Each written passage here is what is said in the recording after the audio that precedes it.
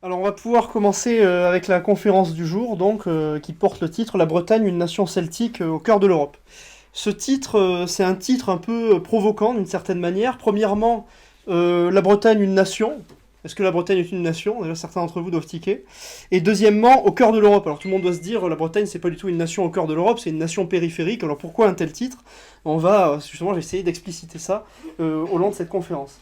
La première chose dont je voudrais parler, c'est le terme nation, vous le savez pour la plupart d'entre vous, mais le mot nation a la même étymologie que le mot nature, puisque ça vient du latin nascor qui signifie naître. Et donc, nation, à la base, c'est, on va dire, un groupe humain qui partage la même origine. Une nation, si vous voulez, c'est un groupe ethnique commun. Alors, traditionnellement, on oppose deux conceptions différentes de la nation, même s'il y a beaucoup de choses à redire sur ces deux conceptions, mais c'est ce qu'on faisait traditionnellement. On opposait une conception française de la nation et une conception allemande de la nation. La conception française serait celle de la nation civique, si vous voulez. Alors là, j'ai mis un des plus grands représentants de ce courant du nationalisme civique, qui est, qui est Ernest Renan, qui n'est pas vraiment un Français, puisque c'est en réalité un Breton de Tréguier, et qui, lui, a écrit un petit livre qui s'appelle «Qu'est-ce qu'une nation?», qui est le petit opus qui définit un peu la nation selon la conception française. Donc on oppose traditionnellement ces deux conceptions. La conception dite française, c'est celle de la nation civique, c'est-à-dire que pour Renan, ce qui constitue une nation, ce n'est pas parler la même langue ou appartenir à un groupe commun, à un groupe ethnographique commun, c'est avoir fait des choses par le passé ensemble et continuer à vouloir en faire dans l'avenir. Et donc l'existence d'une nation, pour Ernest Renan, qui représente tant cette conception française, c'est un plébiscite de tous les jours, c'est-à-dire c'est pas seulement un groupe ethnique commun, une langue, etc., c'est des gens qui partagent des intérêts en commun et qui tous les jours renouvellent, si vous voulez, ce pacte d'adhésion. Et donc traditionnellement, on oppose cette vision dite française à une vision allemande, qui a notamment été développée par von Herder et par Fichte, qui serait une vision plus, on va dire, sang et sol, quoi, où la langue jouerait un rôle très important, mais aussi le peuple et le sol. Donc c'est vraiment la conception dite sang et sol, si vous voulez, de la nation. Donc ça, c'est deux conceptions de la nation qu'on oppose généralement.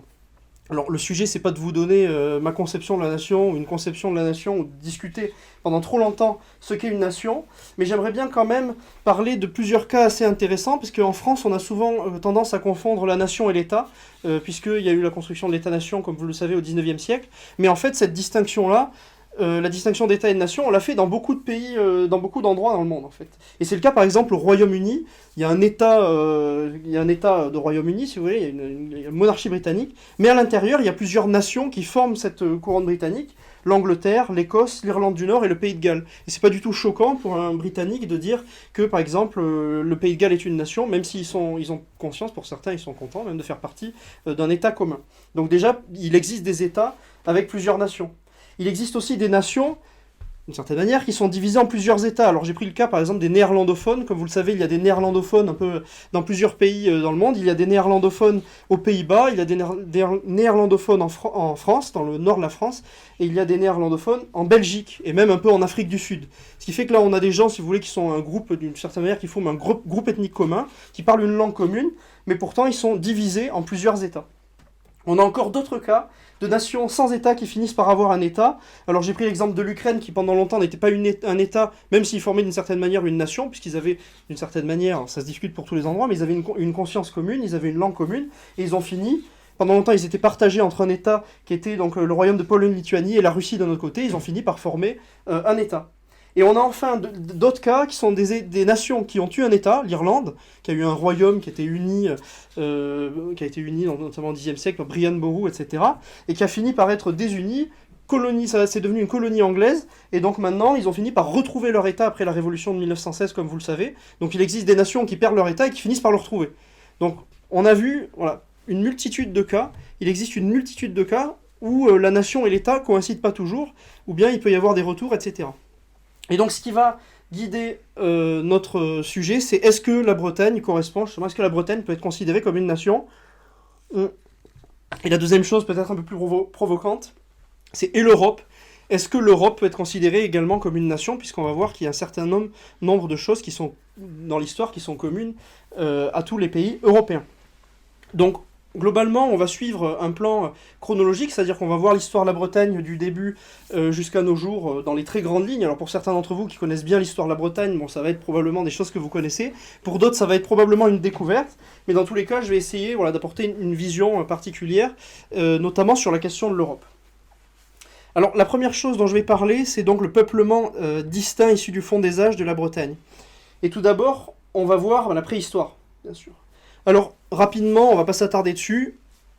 Déjà, géologiquement, si vous voulez, la Bretagne, ce qu'on appelle la Bretagne, c'est tout simplement la partie péninsulaire de ce massif armoricain qui s'étend un peu plus loin, puisqu'il comprend, si vous voulez, la Vendée, une partie de l'Anjou, une partie de l'ouest de la Normandie. Donc on a, si vous voulez, géologiquement, le massif armoricain qui est assez distinct du reste du continent, et ce qu'on appelle aujourd'hui la Bretagne, donc c'est simplement cette partie péninsulaire. Donc ça c'est pour l'histoire vraiment très très ancienne. Mais l'histoire des hommes sur la petite presqu'île armoricaine commence un peu plus tard, puisque il y a les premiers Homo sapiens qui vont peupler cet endroit, donc c'est l'arrivée des premiers hommes, et vers 5000 avant Jésus-Christ arrive la révolution néolithique en Bretagne. La révolution néolithique, c'est ce qui apporte l'agriculture et l'élevage. Donc ça va être une véritable révolution technique, scientifique dans le monde des hommes, puisque les gens vont commencer à se sédentariser, il va y avoir l'apparition de premiers villages, et donc cette révolution technique, elle va évidemment arriver en Bretagne aux alentours de 5000 avec Jésus-Christ. Ce qui est intéressant de noter, c'est que cette révolution technique, elle s'accompagne d'une migration de population, qui est l'arrivée de nouvelles populations qu'on appelle les fermiers du néolithique, qui viennent à ce moment-là, et donc il y a une première migration qui va façonner le paysage génétique de la Bretagne à ce moment-là. Cette civilisation néolithique, elle a laissé de très nombreuses traces en Bretagne, à travers les constructions mégalithiques très nombreuses. Alors vous avez Carnac, que pour certains d'entre vous connaissez, le Carn de Bardenès dans le nord de la Bretagne, le grand menhir de Locmariaquer qui faisait plus de 20 mètres de haut quand il était dressé.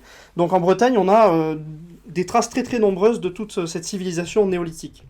Alors ce qui est intéressant de noter, c'est que cette révolution néolithique, comme on l'a vu juste avant, elle s'étend en réalité dans toute l'Europe. C'est pas quelque chose qui est propre à la Bretagne. Donc là, on est sur des dynamiques qui sont européennes, et même plus qu'européennes en réalité. Mais on est sur des dynamiques globalement européennes. Parmi les grandes dynamiques aussi de population qui vont toucher la Bretagne, on a l'arrivée des Indo-Européens. Donc c'est une population qui vient des steppes eurasiatiques, comme vous le voyez ici, et qui va déferler sur l'Europe vers 3000 avant Jésus-Christ. Donc bien sûr par étapes, et c'est cette population qui va donner à l'Europe sa civilisation, très concrètement, puisqu'ils vont avoir un impact génétique très important, mais surtout un impact linguistique très important, puisqu'aujourd'hui, à deux exceptions près, la plupart des Européens parlent des langues indo-européennes. Et au-delà de la langue, il y a même, si vous voulez, la civilisation, les mythes, etc., qui étaient communs aux Indo-Européens. Donc là, pareil, on a quelque chose qui a façonné l'Europe, qui est cette racine commune, qui est l'arrivée des Indo-Européens. Et ces populations, bien sûr, vont avoir un impact très important sur la génétique bretonne. Passons à l'Antiquité, donc le moment où on va commencer à voir la Bretagne plus se dessiner. La première chose dont je voulais parler, c'est la fameuse migration des populations celtes, donc qui viennent à l'origine du centre à peu près, vous voyez à peu près sur la carte l'Allemagne, on va dire. Et donc cette population celtique va déplacer son centre de gravité progressivement vers l'ouest, quittant son berceau autrichien pour se déplacer notamment vers les îles britanniques. Et donc la langue bretonne, aujourd'hui, est la dernière représentante des langues celtique, continentale, puisque toutes les autres ont disparu, le gaulois, etc. On va y revenir juste après. Alors, à cette époque-là, à l'époque des Celtes, l'armorique ne diffère pas totalement, si vous voulez, des autres terres celtiques du continent. On y parle une langue celtique, si vous voulez, l'armoricain, qui est proche des dialectes gaulois voisins, et d'un point de vue civilisationnel, il y a peu de choses qui distinguent l'armorique du reste de la Gaule, on est sur des populations qui sont relativement proches.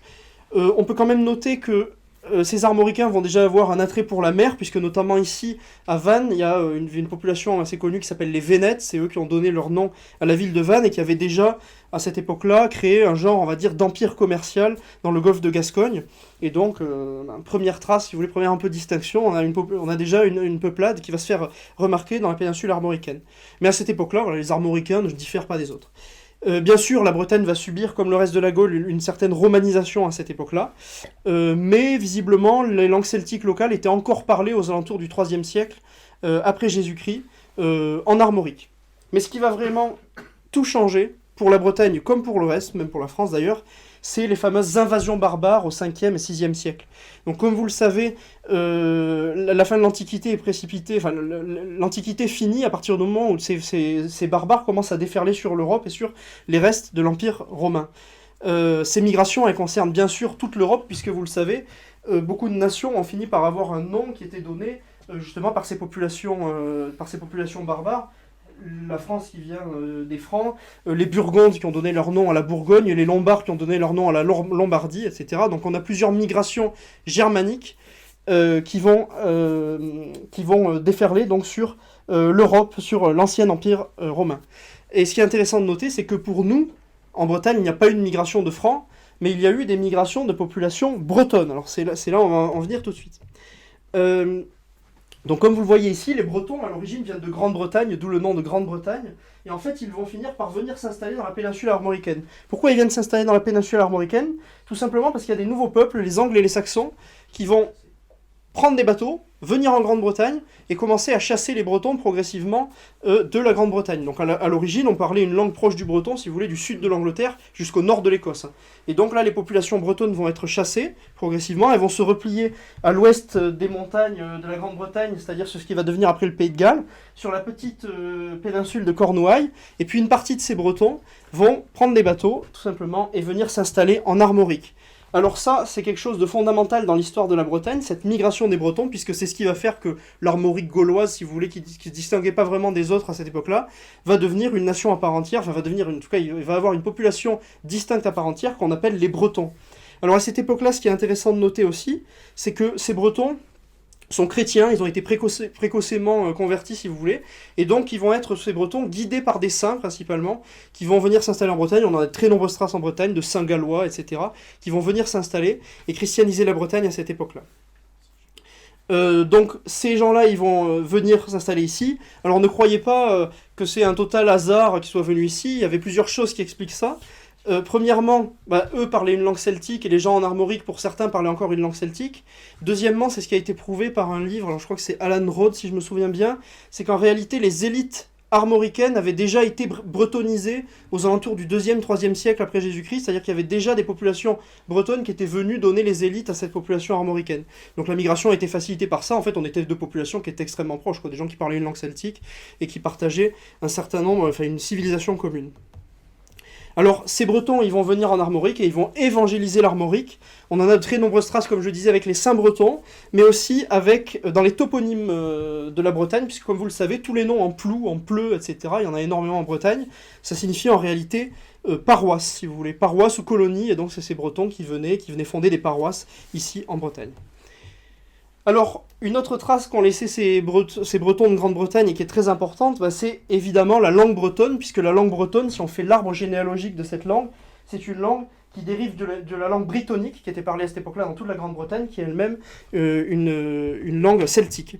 Voilà, donc c'est encore la langue qui est parlée aujourd'hui, et qui est une langue assez proche du gallois et du cornique, puisque jusqu'au XIIe siècle environ, les langues étaient encore intercompréhensibles, donc un gallois pouvait comprendre breton à peu près jusqu'à cette époque-là. Deuxième chose, alors là je sais qu'il y a des gens dans la salle qui doivent être plus pointus que moi, sur la question génétique. À cette époque-là, donc les Bretons arrivent en Armorique. À l'origine, j'ai dit, les Armoricains, les autres Gaulois, ça formait une civilisation à peu près commune. Sauf que ces Bretons, ils vont avoir un impact génétique sur la Bretagne, comme vous le voyez ici.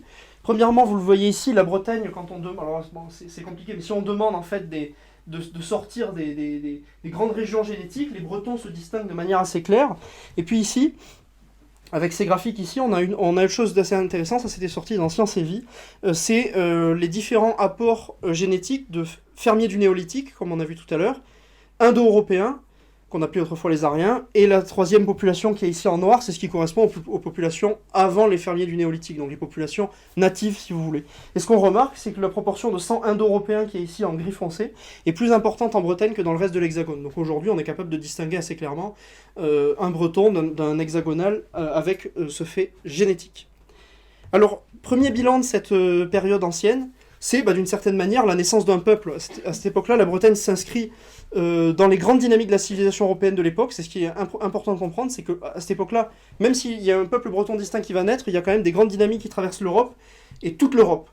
Révolution néolithique, civilisation mégalithique, arrivée des Indo-Européens, grande migration au temps des invasions barbares, etc. Et tout ça, c'est des dynamiques qui concernent toute l'Europe. C'est pas ni propre à la Bretagne, ni propre à la France, ni propre à telle ou telle nation, c'est quelque chose qui est commun à tous les Européens. Et donc, malgré tout, on a vu que naît un peuple un peu distinct qui s'appelle le peuple breton. On va voir maintenant que la construction étatique de la Bretagne était relativement ancienne et surtout solide. Première chose, le royaume de Bretagne.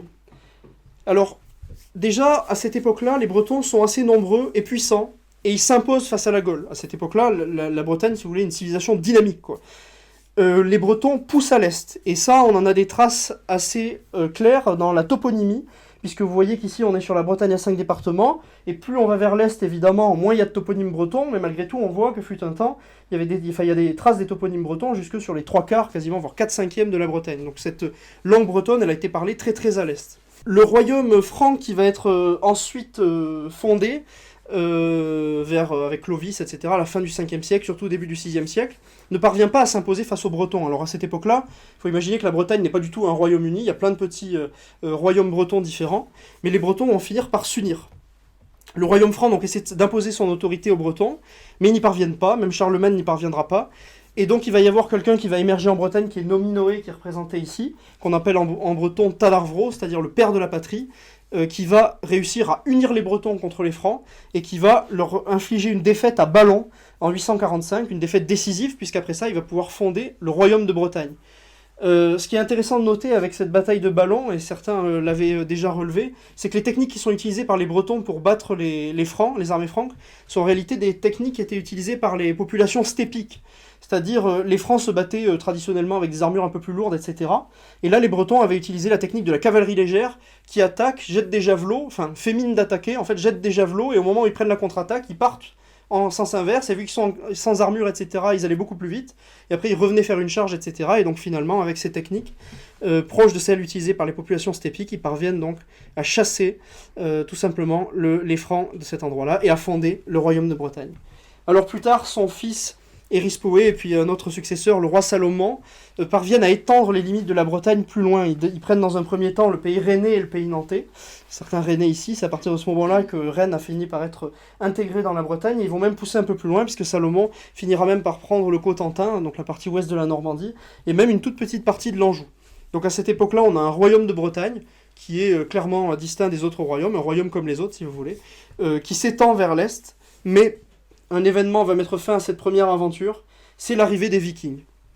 Donc les Vikings, comme vous le savez, ils arrivent vers la fin du 9e siècle, surtout ensuite au 10e siècle. Ils déferlent sur le nord de l'Europe, alors vous le savez, ils vont ravager la Grande-Bretagne, les îles britanniques, puis ils vont venir en Bretagne, et ils vont aussi ravager le royaume de Bretagne qui était naissant à cette époque-là. Donc ils débarquent, ils détruisent des monastères, ils finissent par envahir des villes, etc. Et le royaume de Bretagne, tout simplement, s'effondre. Et donc la Bretagne finit par être, pendant quelques années, sous occupation viking, si vous voulez. Alors cette occupation ne va pas durer très longtemps, puisque il y a une partie de la noblesse bretonne, ce qui est intéressant de noter, c'est que à cette époque-là, la noblesse bretonne arrive à trouver refuge en Angleterre. Alors même si les Anglais avaient chassé les Bretons de la Grande-Bretagne, finalement, les Bretons vont retisser des liens avec ce royaume d'Angleterre et ça va finir par être un royaume allié. Donc certains de ces Bretons, la noblesse bretonne à cette époque-là, pour fuir les Vikings, avaient pris des bateaux et avaient fui en Grande-Bretagne. Et il y a un de ces nobles qui s'appelle Alain Barbetorte, qui va, depuis l'Angleterre, préparer, si vous voulez, la libération de la Bretagne. Il arrive à monter une armée considérable, et il débarque en 936 à Nantes, il la libère des Vikings, et il restaure une principauté bretonne. Cependant, Alain Barbetorte, à cette époque-là, n'est pas suffisamment puissant pour refonder un royaume de Bretagne, et donc il ne parvient qu'à refonder un duché de Bretagne. Voilà, d'où l'origine du duché de Bretagne. Le duché de Bretagne, à cette époque-là, connaît exactement les mêmes dynamiques que toutes les autres principautés européennes, à savoir la consolidation du pouvoir du souverain, la centralisation du pouvoir et la normalisation de l'administration. Donc évidemment, le duché n'est pas un royaume, mais il faut comprendre qu'à cette époque-là, c'est pleinement un État, avec ses propres lois, sa propre monnaie, sa propre politique extérieure, etc. Donc le duché de Bretagne, à ce titre-là, peut être considéré au même titre que les autres royaumes, que les autres principautés, etc., puisque concrètement, c'est un État au sens moderne du terme. Et donc le duc de Bretagne, évidemment, mène une politique, si vous voulez, propre, puisqu'il va souvent jouer l'alliance anglaise pour lutter contre l'influence française. Ce qui va longtemps diviser la Bretagne, c'est justement ces histoires de parti français et parti anglais. Donc évidemment, la Bretagne se retrouve prise entre deux feux, puisqu'elle est prise entre deux puissances importantes, le royaume d'Angleterre d'un côté et le royaume de France de l'autre. Et donc, en Bretagne, on avait des partisans de l'alliance avec la France et des partisans de l'alliance avec l'Angleterre. Donc ces deux partis vont se déchirer en Bretagne, et ça va mener au XIVe siècle à une guerre civile, qui va voir s'affronter la famille pro-française des Blois contre la famille pro-anglaise des Montfort. Et donc la Bretagne va se retrouver divisée à cette époque-là, grosso modo sur une division nord-sud, un nord plutôt pro-français, derrière Charles de Blois, et un sud plutôt pro-anglais, on va dire le parti de l'indépendance bretonne, derrière Jean de Montfort. Alors cette guerre civile va durer une vingtaine d'années, et finalement c'est le parti dit pro-anglais de Montfort qui va finir par gagner, avec le retour de Jean de Montfort, qui va donc finir par régner sur le duché de Bretagne. Quoi qu'il en soit, à cette époque-là, la construction de l'État breton se poursuit. On a un duc à la tête de la Bretagne, il est entouré par des grands officiers, gouverneur général des finances, trésorier général, trésorier général, chancelier, président de Bretagne, etc. Il est soutenu par un grand conseil d'État qui est composé de nobles et de religieux, et il est épaulé par un parlement qui est une assemblée délibérante où on trouvait des représentants de tous les ordres de la société. Et donc à cette époque-là, en fait exactement de la même manière que la France et que toutes les autres principautés européennes, on a une construction, l'État se construit si vous voulez. D'un point de vue culturel, la Bretagne subit toutefois l'influence de son trop puissant voisin, et donc la langue bretonne finit par reculer. Déjà, elle est plus parlée par les ducs dès le XIIe siècle. L'usage du breton recule à l'est pour se fixer sur une limite aujourd'hui, on va dire, Saint-Brieuc, Vannes environ. Hein. Donc une limite à peu près centrale. Et donc c'est à cette époque-là que va naître le concept, si vous voulez, de Bretagne bretonnante et de Bretagne dite galaisante. Et donc voilà, la langue bretonne tout simplement recule. Ceci dit, les Bretons de l'Est à cette époque-là ont quand même conscience d'être membres du duché de Bretagne, et malgré le fait que la langue a été perdue pour une partie d'entre eux, la conscience nationale subsiste. Pour l'anecdote, c'est aussi à la fin du XVe siècle que va naître le premier dictionnaire français de l'histoire, qui va être édité en Bretagne, à Tréguier, qui s'appelle le Catholicon. Et ce qui est intéressant, c'est que c'est donc le premier dictionnaire français de l'histoire, mais aussi le premier dictionnaire breton, puisqu'il était dictionnaire dit FLB, français, latin, breton. Donc c'est le premier dictionnaire français de l'histoire, premier dictionnaire breton de l'histoire, mais pas premier dictionnaire latin, comme vous pouvez vous l'imaginer. Donc on a, à la fin de tout ça, au XVe siècle, si vous venez, un État solide qui s'est constitué. La Bretagne, à cette époque-là, comme le reste des États européens, elle s'inscrit dans cette construction étatique. Donc à cette époque-là, de l'Espagne à la Russie, on a une construction des États, une centralisation de l'État, etc. Et donc la Bretagne, à la fin du XVe siècle, elle s'est dotée d'une administration moderne. Ses frontières, globalement, sont celles qu'elle avait eues au temps du royaume de Bretagne. Donc on a un État qui est solide, ancien, globalement aux frontières incontestées, etc. Mais malgré tout, comme on l'a vu, la Bretagne est victime de ses voisins, elle a du mal, si vous voulez, à s'affirmer à l'échelle internationale, et ça va être de pire en pire. Donc on va voir maintenant si la Bretagne n'est pas, d'une certaine manière, une nation sans État. Premièrement, la perte de l'indépendance. Alors, à cette époque-là, donc, il y a une montée des tensions, on va dire, entre le duché de Bretagne et le royaume de France. Cette montée des tensions, elle va finir par tout simplement arriver en guerre ouverte entre la France, le royaume de France et le duché de Bretagne. Et tout ça se solde par une bataille qu'on appelle la bataille de Saint-Aubin-du-Cormier, qui a eu lieu en 1488, pas très loin de Rennes, enfin c'est dans le pays rennais. Et donc les armées françaises tout simplement envahissent la Bretagne, infligent une défaite décisive aux troupes bretonnes, et donc par la suite ils imposent, les rois de France vont imposer un droit de regard sur les mariages des duchesses de Bretagne. Donc tout simplement ils vont avoir le droit de décider avec qui les princesses de Bretagne vont pouvoir se marier.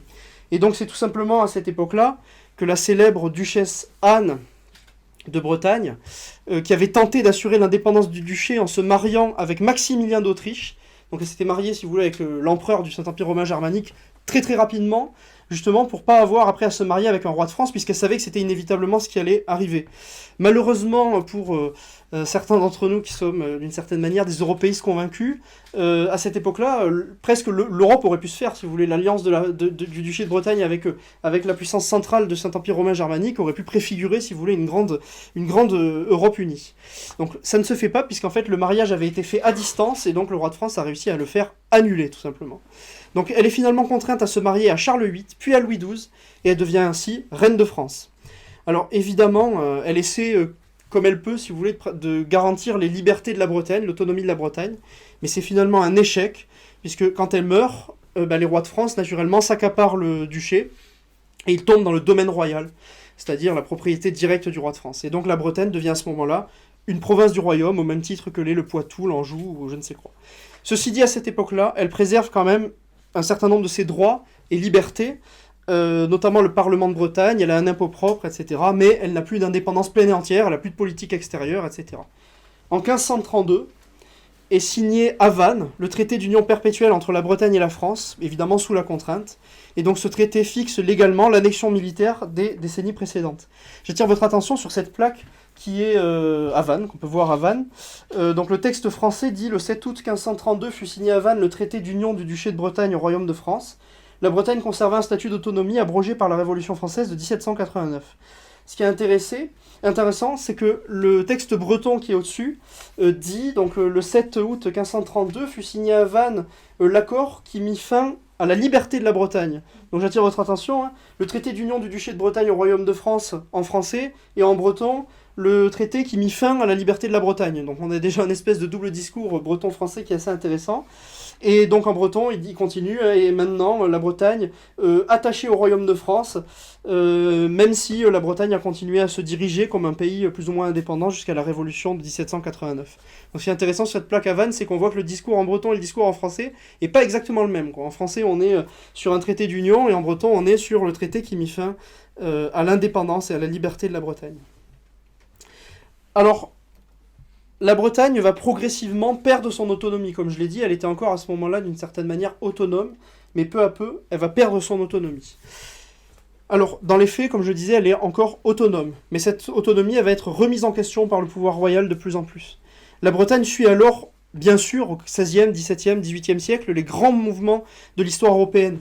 Bien sûr, la découverte des nouveaux mondes, les Bretons vont jouer une part importante là-dedans. Vous connaissez Jacques Cartier, par exemple, célèbre explorateur qui était malouin, donc de Saint-Malo. Ensuite, elle va être bien sûr déchirée par les guerres de religion, et la Bretagne, comme vous le savez, sera un bastion de la Ligue catholique, même si il y a eu un petit foyer protestant aux alentours de Pontivy. Alors ce qui est intéressant aussi de noter avec ces histoires de guerre de religion, c'est qu'à cette époque-là, la Ligue catholique était en partie financée par l'Espagne, et en réalité certains nobles bretons justement rejoignaient ce parti de la Ligue catholique d'une certaine manière parce que c'était un peu le parti de l'indépendance de la Bretagne face à un royaume de France qui lui essayait de concilier un peu la chèvre et le chou pendant longtemps. Donc bastion de la Ligue catholique. Et ensuite, bien sûr, la Bretagne va s'enrichir considérablement au XVIIIe siècle avec le commerce triangulaire, puisque la Bretagne sera vraiment la pièce maîtresse de l'empire commercial français et de la traite négrière à cette époque-là, notamment avec Nantes, qui sera la ville de la traite négrière, parmi toutes celles de la France, on va dire la plus importante. Il ne faut pas tout de même imaginer que la Bretagne soit totalement pacifiée à cette époque-là. Les premières décennies après l'annexion sont relativement calmes parce que la Bretagne est particulièrement prospère à cette époque, notamment avec la production de voiles, etc. Mais malgré tout, il y a des premières voix qui commencent à s'élever contre l'annexion française, et l'absolutisme royal du XVIIe siècle va évidemment renforcer les oppositions. On a une première grande révolte bretonne qui éclate en 1675, à la suite d'une hausse des taxes sur le papier timbré.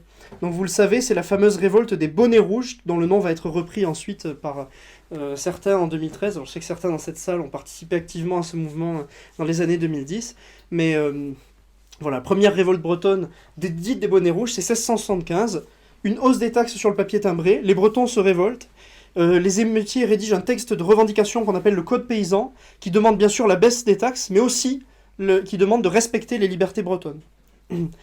Finalement, la révolte est écrasée dans le sang, comme vous le voyez ici, et Louis XIV fera pendre des Bretons sur la route de Carhaix à Quimper.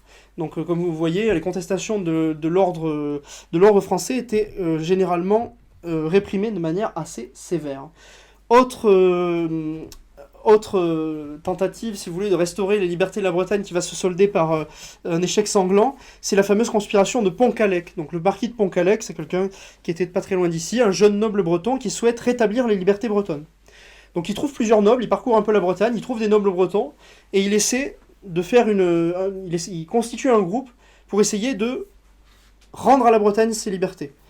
Il va finalement être dénoncé, arrêté, jugé et décapité à Nantes, sur la place du Pilori. Donc certains qui ont été à Nantes aujourd'hui sont probablement passés, même il y a une plaque qui en parle, qui est dans le sol, où on voit donc l'endroit où le marquis de Pont-Callec avait été décapité. Donc condamné à mort pour avoir voulu justement rétablir ses libertés bretonnes. Un des meilleurs symboles de la résistance bretonne face à la centralisation française, c'est évidemment la chouannerie. Je sais que c'est un thème qui est cher à certains dans cette salle. La chouannerie, donc la fameuse nuit du 4 août, vous vous souvenez tous pour la Révolution française, 1789, la nuit du 4 août, il y a ce qu'on appelle l'abolition des privilèges. Alors l'abolition des privilèges, évidemment, ça abolissait un certain nombre de privilèges pour la noblesse, mais c'était aussi l'abolition des privilèges provinciaux et des libertés provinciales. Et donc à ce moment-là, la Bretagne va voir annuler ses libertés provinciales et un certain nombre de droits dont elle jouissait. Et donc elle va être démantelée en 5 départements, le Parlement de la Bretagne va être fermé tout simplement, la religion qui était à cette époque-là très présente dans une Bretagne encore très rurale et très catholique, combattue, et donc bien sûr les Bretons se soulèvent une nouvelle fois à travers la chouannerie, qui aura pour devise en pays breton, et c'est très intéressant à noter, notamment en pays vanté, puisque c'est en vanté cette formule-là, Doué à Membro, ce qui veut dire Dieu est mon pays, à l'inverse de Dieu est le roi, qui est utilisé par les Vendéens. Donc le combat de la chouannerie, c'est simple.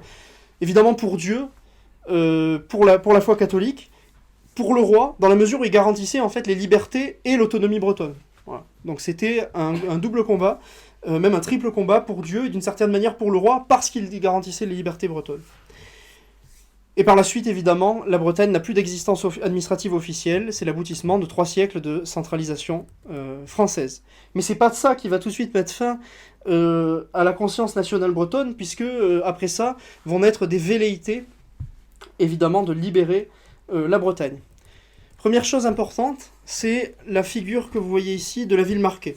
Alors pour mettre un peu de contexte, au 19e siècle, partout en Europe, là on est encore sur quelque chose de très européen, partout en Europe, il va y avoir un développement de la littérature romantique et aussi de la littérature inspirée par, si vous voulez, la littérature orale populaire. Alors on a plein de gens dans plusieurs pays, c'est le cas en Écosse, c'est le cas en Finlande, etc., qui vont aller tout simplement, c'est le cas aussi avec même Mistral, des gens qui vont aller, si vous voulez, dans les campagnes, récolter les histoires que racontent les gens et écrire à partir de ça des livres sur les contes populaires, etc. C'est la grande époque où on redécouvre, si vous voulez, les savoirs populaires, la littérature populaire, la littérature orale, etc. Et donc en Bretagne, on a quelqu'un qui s'appelle Laville Marquet, qui va traverser la Bretagne, récolter des chants, et publier un livre qui s'appelle le Barzaz Brace au 19e siècle, et qui contient, c'est un recueil de chants bretons, que les gens lui ont chanté, qu'il a traduit en français, et ça va être un grand succès à cette époque-là, et d'une certaine manière, on y redécouvre l'âme bretonne. J'attire votre attention, alors je le dis à tous les gens le savent en général, c'est dans ce recueil-là qu'a été recueilli le chant que vous connaissez probablement tous, qui s'appelle le vin gaulois. Voilà, que plusieurs d'entre vous connaissent probablement. Et ce qui est intéressant avec ce chant-là, c'est ce que je dis à chaque fois quand quelqu'un le chante, c'est que le vin gaulois, les gens croient toujours que c'est une chanson, si vous voulez, pro-française, avec le sang gaulois qui coule dans les veines, etc. C'est tout l'inverse. En fait, le sang gaulois, c'est le sang gaulois des Gaulois qui sont massacrés par les Bretons, et c'est le sang gaulois qui coule par terre, puisqu'en fait, ça raconte des épisodes qu'on appelle les vendanges armées, à l'époque de, si vous voulez, on va dire Nominoé, même un peu avant, de Bretons qui partaient en groupe en France pour aller récolter le vin des Gaulois. En fait, ils venaient à l'époque, au moment où le vin était récolté, ils tuaient les Gaulois, ils prenaient le vin, ils repartaient en Bretagne avec le vin. Donc c'est absolument pas une chanson qui raconte, si vous voulez, le sang gaulois qui coule dans les veines, c'est tout l'inverse. Voilà, donc en fait, ce qui est intéressant de comprendre, c'est que, alors c'est pas un recueil de chants, il faut pas imaginer ça comme un recueil de chants anti-français, hein. Il y a tout dedans, il y a des chants de la chouannerie, il y a des chants qui ont rapport avec des choses anciennes comme ça, des chants qui ont des rapports avec le royaume de Bretagne, etc. Il y a un peu de tout, mais ce qui est intéressant de noter, c'est qu'il va y avoir, il y a un esprit très breton dedans, quoi. Même si des paroles traduites, c'est que des choses qui touchent à la culture bretonne, à la civilisation bretonne, à l'histoire de la Bretagne. À la fin du 19e siècle va naître, en Bretagne, avant la Première Guerre mondiale aussi, les premiers mouvements politiques en faveur d'une autonomie de la Bretagne. Citons notamment l'Union régionaliste bretonne, dont vous voyez certains représentants ici, puis plus tard la Fédération régionaliste bretonne. Alors à cette époque-là, ces groupes rassemblent principalement des notables qui sont généralement proches des milieux conservateurs et réactionnaires français. C'est exactement le cas avec l'Union régionaliste bretonne. J'ai travaillé pendant quelques temps sur ce sujet-là pour mes études, et donc on a un nombre de prêtres considérable, par exemple. Voilà, c'est vraiment les notables de la droite, on va dire catholique, conservatrice et réactionnaire qui se retrouvaient là-dedans. À cette époque-là, il milite pour une autonomie plus importante de la Bretagne, mais sans jamais franchir le pas de l'indépendantisme qui paraissait comme une folie à cette époque-là pour ces gens-là.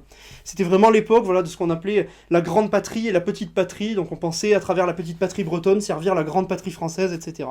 Donc malgré tout, c'est à cette époque-là vont être inventées un certain nombre de choses qui vont marquer l'histoire de la Bretagne. C'est notamment un des membres de l'Union régionaliste bretonne, puis de la Fédération régionaliste bretonne, qui va inventer le brogos, écrire le brogos mazadou, qui est l'hymne breton qui est aujourd'hui chanté, quand vous allez dans les stades de rugby, les stades de foot, etc., qui est aujourd'hui chanté, et qui va être décrété par l'Union régionaliste bretonne, comme justement chant national breton.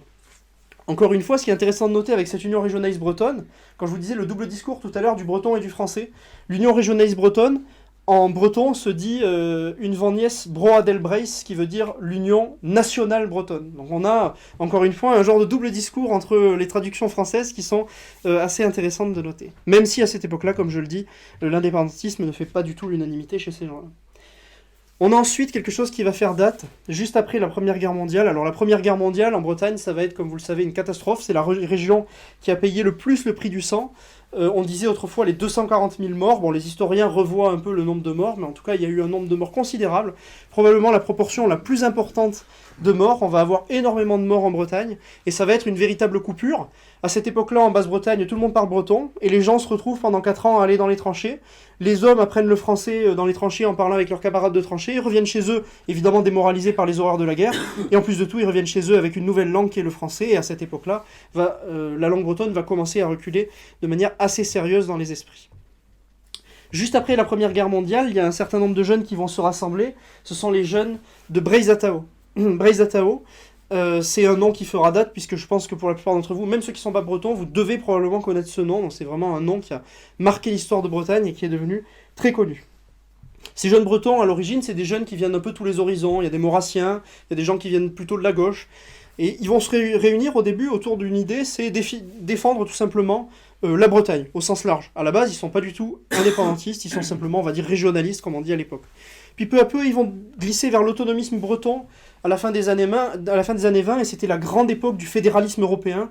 Et donc à cette époque-là, ils vont être vraiment un peu dans cette espèce de tendance qui était un peu, qui n'était pas vraiment gauchiste, c'est un terme beaucoup trop tôt pour l'heure, mais qui était un peu plutôt de gauche, quoi, de fédéralisme européen, chaque nation, le droit des nations à disposer d'eux-mêmes, etc. Et puis peu à peu, ces autonomistes bretons vont glisser pour la plupart d'entre eux vers le nationalisme plus clair. Donc ils vont devenir pour la grande majorité d'entre eux indépendantistes bretons, nationalistes bretons. Et donc ce qui était le parti autonomiste breton qui avait été fondé à la fin des années 20 va devenir le parti national breton dans les années 30. Donc un parti, on va dire, plus clairement indépendantiste et nationaliste.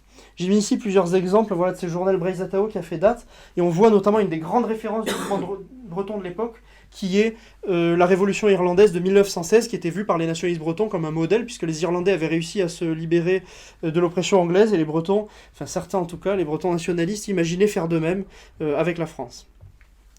Pendant l'occupation, une bonne partie du mouvement breton va tenter de jouer la carte allemande contre la France. Donc beaucoup à cette époque-là, de nationalistes bretons, et pas de bretons bien sûr, voyaient dans la défaite de 1940 une opportunité de faire enfin l'État breton.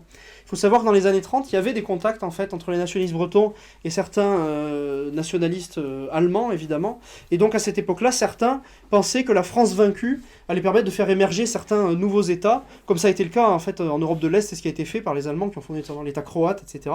Bon, et ils avaient imaginé, les Bretons imaginaient qu'ils allaient pouvoir faire un État breton avec la défaite de la France. Mais finalement, alors l'affaire semblait plier.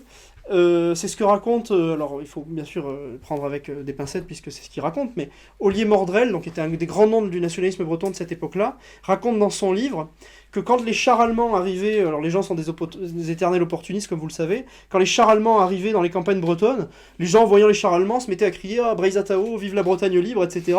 en croyant, si vous voulez, que ce que disait la presse de l'époque, puisque la presse de l'époque française insistait évidemment pour dire que les nationalistes bretons étaient à la solde des Allemands, et donc à cette époque-là, les Bretons, forcément, ils y croyaient un peu, donc quand ils voyaient les chars allemands, ils se sont dit « Bon, tant pis, on va transformer la défaite en victoire », et donc Mordrel raconte ça, que les gens criaient « Vive la Bretagne libre », etc. en voyant les chars allemands arriver. Deuxième chose qu'il raconte et qui est assez amusante, pour voir à quel point les gens croyaient, si vous voulez, que les Bretons avaient des liens avec des Allemands, et à quel point la Bretagne allait pouvoir être faite, Mordrel raconte que quand les Allemands envahissent la Bretagne en 40, les gens se précipitaient au bureau de Breizatao et du Parti national breton pour demander si l'État breton allait payer leur retraite, quoi. Donc les retraités venaient dire est-ce que vous allez continuer à payer nos retraites, etc. Donc à cette époque-là, il y a beaucoup de gens croyaient que l'affaire était pliée et qu'il allait avoir un État breton, quoi. À cette époque-là, c'était pas des retraites géantes, probablement. Ils en avaient probablement encore besoin. Donc l'affaire semblait vraiment pliée à cette époque-là. Mais comme vous le savez, alors c'est très important, c'est pourtant peu noté, mais dans le fameux discours du maréchal Pétain, le premier discours dans lequel il dit qu'il s'engage dans la voie de la collaboration, il dit avant de dire qu'il s'engage dans la voie de la collaboration, qu'il le fait pour préserver l'unité française vieille de 10 siècles. Il a cette formule-là, préserver l'unité française vieille de 10 siècles.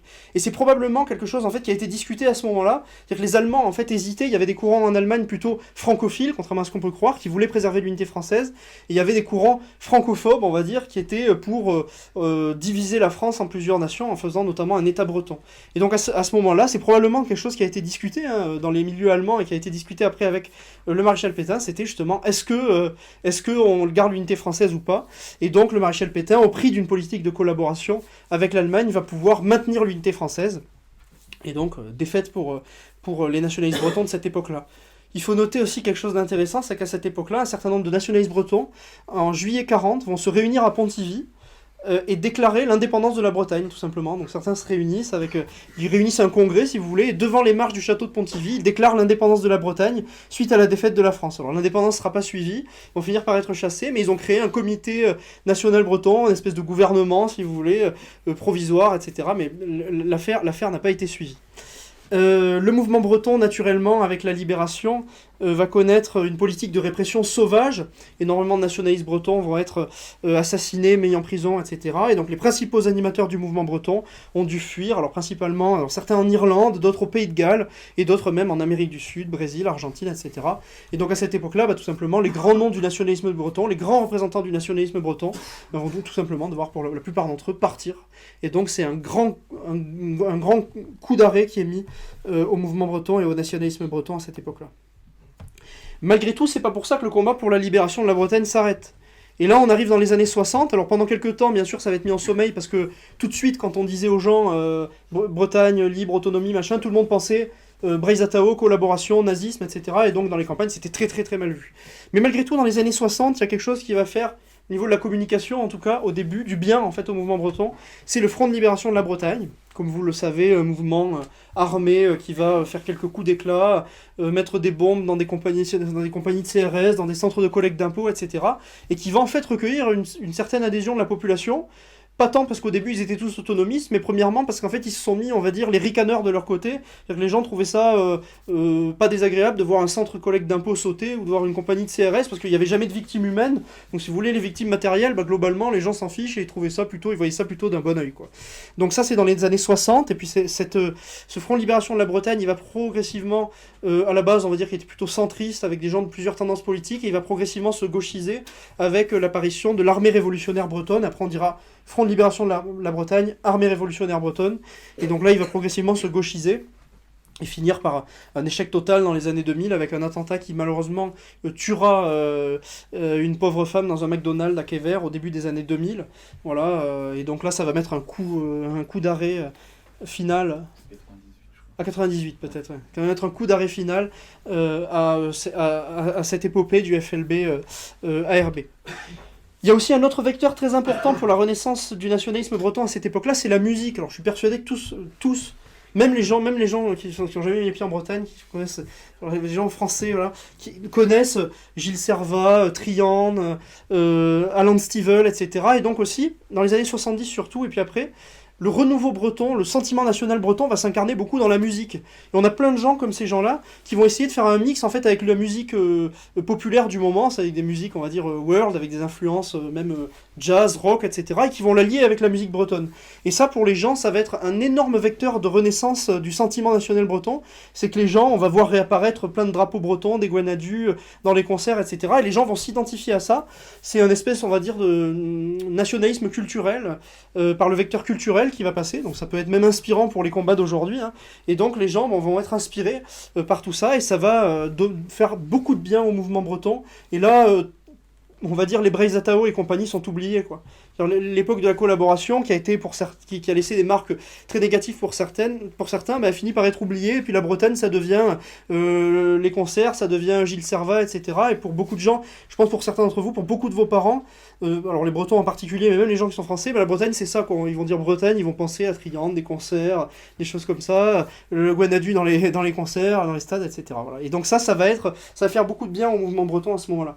Et ce qui est intéressant, c'est qu'en plus ces gens-là, ils vont populariser aussi repopulariser la langue bretonne. À cette époque-là, la langue bretonne, elle décline, elle n'est pas enseignée, bien sûr, elle est combattue par l'État. Et donc ces gens-là, ils vont chanter en breton. Et donc là, sur les ondes, des gens, des centaines de milliers de personnes, en fait, vont se retrouver à entendre la langue bretonne, qui était vue, si vous voulez, comme une langue vraiment de seconde zone, de plouc, etc. Et là, bah, les gens vont découvrir, en fait, sur des CD, etc., des choses modernes, en lien avec des choses modernes, ils vont redécouvrir la langue bretonne. Et pour beaucoup, bah, ça va être un premier pas qui va être mis dans le milieu culturel breton. Il y a des gens qui vont apprendre le breton grâce à ça, etc. Et ça va faire énormément de bien, même au mouvement linguistique, si vous voulez. Et plus récemment, alors, dans les années 2010, la Bretagne va être secouée par des manifestations des bonnets rouges contre l'écotaxe. Donc le mouvement des bonnets rouges, même si... alors, il y avait beaucoup de gens, évidemment, qui étaient... Enfin, au sein de ce mouvement-là, il y a eu des indépendantistes bretons, mais c'était pas forcément le cœur du mouvement, c'était plutôt la lutte contre l'écotaxe, vivre et décider au pays, si vous voulez, comme disaient certains dans le sud de la France. C'était vraiment ça l'idée des bonnets rouges. Il n'y avait pas... Peut-être qu'on pourra en reparler, mais il n'y avait pas, je pense, de doctrine très claire. On était sur une manifestation contre des nouvelles taxes, on était sur une manifestation évidemment de fierté bretonne, mais il n'y avait pas de revendication claire, même si certains étaient indépendantistes, mais il n'y avait pas de revendication claire pour une indépendance ou pas pour une indépendance. Donc ce qu'il faut comprendre, c'est que malgré le fait que la Bretagne soit devenue, si vous voulez, même séparée, puisque les régions sont nées après, en plusieurs départements, etc., le sentiment breton, il ne va pas mourir pour autant. Et aujourd'hui, on se rend compte que il y a beaucoup de chemin qui a été fait, il y a un hymne national qui avait été créé, qui est maintenant chanté dans les stades, il y a un drapeau qui a été créé dans les années 20, qui est maintenant reconnu par tous les Bretons, qui est sur les mairies, et pourtant, ce drapeau, le drapeau que vous connaissez tous du Guanadu, il est ici, hein. Il est ici, voilà. Donc c'était un drapeau qui, fut un temps, a été utilisé par des milieux, on va dire, radicaux, et qui est maintenant un drapeau qui est reconnu par tous, et plus personne, si vous voulez, ne conteste ce drapeau en Bretagne, c'est le drapeau national breton. Donc en fait, il y a certaines choses qui ont été faites par ce mouvement national qui sont aujourd'hui partagées par tous.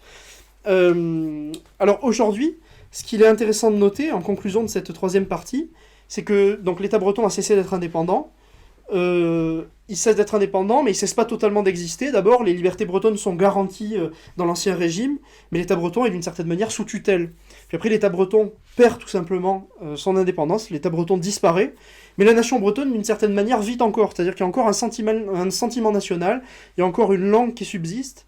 Et donc, comme on l'a vu très rapidement, en fait, il va y avoir des velléités de restaurer cette nation bretonne, cet état breton, d'abord dans les révoltes qu'on a vues au XVIe, XVIIe, XVIIIe siècle, et puis après, avec tout ce courant nationaliste qu'on a vu, d'abord qui s'incarne dans une littérature assez romantique, après qui s'est incarné dans quelque chose de plus politique, puis après qui s'est incarné dans quelque chose de plus culturel, mais on a toujours un sentiment national breton qui est encore vivant et qui est d'une certaine manière intact, malgré toutes ces années, si vous voulez, après l'annexion, etc. D'ailleurs, j'attire votre attention sur ça aujourd'hui, il n'y a pas d'autres cas en France, de régions, si vous voulez, où les gens sont aussi généralement fiers de leur drapeau. On va dans les stades, on voit des drapeaux partout, alors tout le monde le dit, surtout à l'étranger. Dès qu'il y a un breton qui arrive quelque part, on sait qu'il est breton parce qu'il le dit assez rapidement. Bon, voilà, il y a vraiment un sentiment breton qui est partagé par les gens, qui même si parfois il peut avoir des côtés un peu naïfs, parfois même un peu exaspérants pour certains militants parce qu'il ne se traduit pas en fait dans le concret, mais c'est aussi quelque chose qui est quelque part touchant, quoi, de voir que les gens ont encore sentiment national continue d'exister. Il y avait des sondages qui avaient été faits, alors bien sûr sur la question de l'indépendance, c'est une minorité de Bretons, on est sur 18% de Bretons qui veulent l'indépendance prétendument. Il y avait eu des sondages aussi sur est-ce que vous vous sentez plutôt breton ou français, et donc on avait, si vous voulez, la plupart des gens qui se sentaient autant bretons que français, ou des choses comme ça. Malgré tout, on voit que le sentiment breton est toujours très très vivant chez les gens qui sont bretons, même chez les gens qui ne sont pas, si vous voulez, indépendantistes, c'est quelque chose qui est encore très très très vivant. Alors, ma conclusion, c'est et demain. Alors, avant de dire et demain, je voudrais repartir du début et avoir un recul sur tout ce qu'on a vu. La première chose que je voulais dire, c'est que la Bretagne, comme on l'a vu, a connu exactement les mêmes dynamiques que tous les autres pays européens. Et donc, en cela, elle a été traversée par la révolution néolithique, par l'arrivée des Indo-Européens, par la romanisation, puis les invasions barbares, l'art gothique, la construction étatique, le renforcement de l'autorité du souverain. Tout ça, c'est des choses qui sont communes à l'Europe et qui ne font, il n'y a aucune distinction entre la France, la Bretagne, l'Allemagne, etc. Tout ça, c'est des dynamiques qui ont traversé tout le continent européen. On pourrait même aller plus loin, hein. La redécouverte des racines au 19e siècle, le mouvement romantique, etc. C'est des choses qui ont été traversées, qui ont traversé toute l'Europe. Toute l'Europe a redécouvert ses racines, les arts populaires au 19e siècle, de la Norvège au Portugal, si vous voulez. Donc à cette époque-là, vraiment, c'est des dynamiques, tout ça, c'est des dynamiques qui traversent l'Europe, et c'est pas quelque chose qui est propre à la Bretagne. Et en cela, c'est pour ça que j'avais dit « et l'Europe une nation » au début, mais en cela, en fait, les dynamiques qui traversent tous les pays européens, traversent tous les pays européens précisément, et donc il y a des dynamiques européennes, et donc d'une certaine manière, l'Europe a des dynamiques qui lui sont propres, et donc presque d'une certaine manière, on pourrait considérer qu'elle a la légitimité pour... on aurait la légitimité pour parler de nation, on a un groupe ethnique commun, on a des langues qui sont proches les unes des autres, on a des dynamiques historiques qui traversent l'Europe qui sont les mêmes. Deuxièmement, j'espère aussi vous avoir d'une certaine manière convaincu que la Bretagne, de par son peuplement, de par sa langue, de par son histoire, d'une certaine manière, c'est une nation celtique évidemment, puisque c'est sa langue, c'est sa langue, c'est sa génétique, c'est son histoire. C'est une nation dépourvue d'État.